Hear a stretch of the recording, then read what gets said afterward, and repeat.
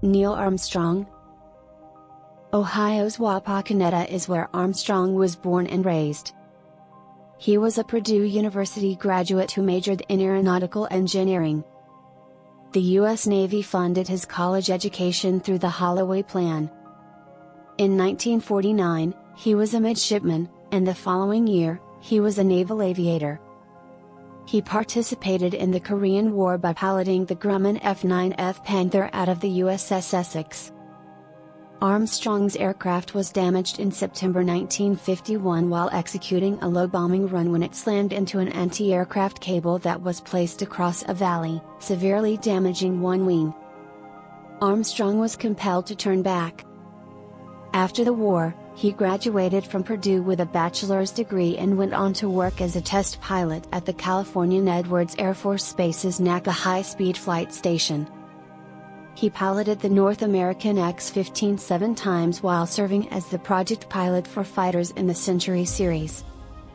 He also took part in the U.S. Air Force's X-20 Dinosaur and Man in Space soonest human spaceflight programs.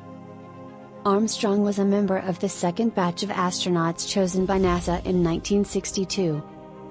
In March 1966, he performed his first space journey as the command pilot of Gemini 8, becoming NASA's first civilian astronaut. He accomplished the first docking of 2 spacecraft on this mission with David Scott as his pilot. Nevertheless, the mission was cancelled after Armstrong spent some of his re-entry control fuel to stop a perilous roll brought on by a blocked thruster.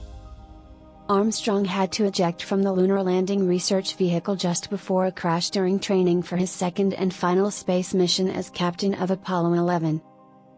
Armstrong and Apollo 11 Lunar Module, LM, pilot Buzz Aldrin made history on July 20, 1969, when they became the first humans to set foot on the Moon.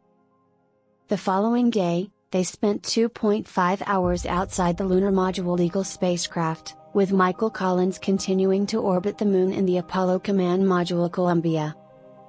"That's one little stride for a man, one gigantic leap for mankind," stated Neil Armstrong when he set foot on the Moon for the first time.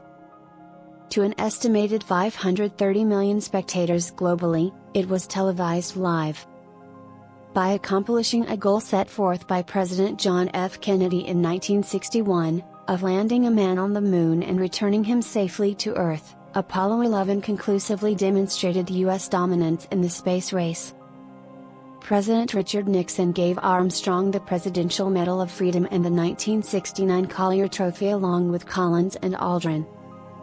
He received the Congressional Space Medal of Honor from President Jimmy Carter in 1978, was admitted to the National Aviation Hall of Fame in 1979, and together with his former crewmates, won the Congressional Gold Medal in 2009.